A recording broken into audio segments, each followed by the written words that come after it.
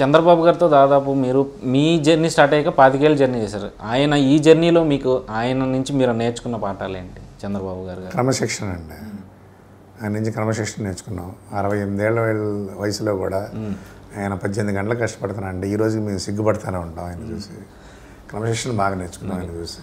పనిలో ప్రతి పని మనం చేసే వృత్తిలో ఎంత నిబద్ధత ఉండాలని ఆయన చూసి నేర్చుకున్నాం. అంటే అప్పటి నుంచి ఇప్పటికీ ఒకేలాగా ఉన్నారా ఆయన? ఇంకా షార్ప్ అయి ఉన్నాడు ఆయన. అందుకే సిగ్గుపడేది. ఆయన అంత చేయలేకపోతున్నాం. రోజు రోజుకి మనమేమో వృద్ధులం అయిపోతున్నట్టుంది, ఆయన యువకుడు అవుతున్నట్టున్నాడు. అందుకనే ఆయన ఉంటే బాగుంటుంది అనేది ఆయన మళ్ళా రావాలని కోరుకునేది. అందుకనే మేము అంటే ఏం తేడా గ్రహించారు అప్పటికి ఇప్పటికి చంద్రబాబు గారిలో మీరు? ఇప్పుడు ఏ ఇంటికి వెళ్ళినా కానీ లబ్ధిదారులు ఏది ఇప్పుడు మనం ఏమన్నా సేవా కార్యక్రమంలో భాగంగా ఏదైనా సాయం చేద్దాం అనుకుంటే మనం సాయం చేయడానికి కూడా ఎవరు కనిపించట్లా.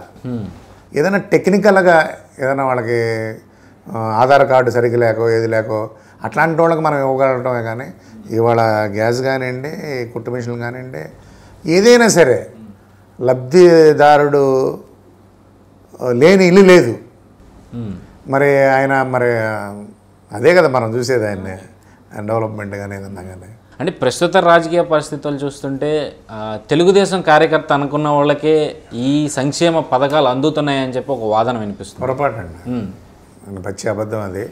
ఎందుకంటే అందరూ ప్రతి ఇంటికి అందరికీ ఆధార్ కార్డులు ఉంటాయి, అందరికీ రేషన్ కార్డులు ఉంటాయి.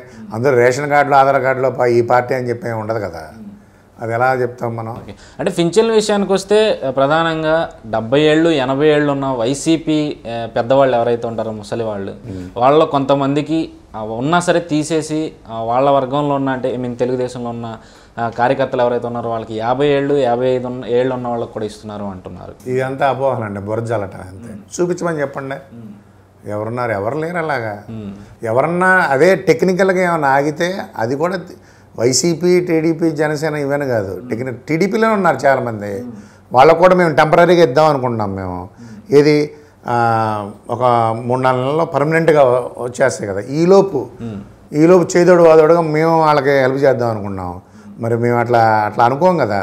అయ్యో వస్తాయి కాకపోతే టెక్నికల్గా ఆగి ఉన్నాయి అన్నమాట కొన్ని. అది ఒక 2% అలా ఉంటుంది, 2% ఉండదు, 1% ఉండదు అనుకున్నాను నేను.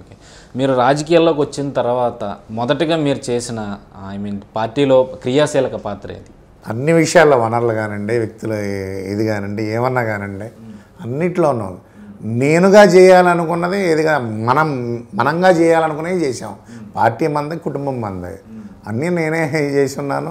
అంటే ఇన్నేళ్ల రాజకీయ చరిత్ర అంటే దాదాపు రాజకీయాల్లోకి వచ్చారంటే ఒక స్టేజ్కి ఎదగాలన్న ఆశతోనే చాలామంది వస్తుంటారు. మరి ఈ 25 ఏళ్ళలో కూడా మీరు ఏ పదవి ఆశించకుండా ఈ 25 ఏళ్ళు ఒకే పార్టీతో కొనసాగడం ఎలా అనిపించింది మీకు అసలు?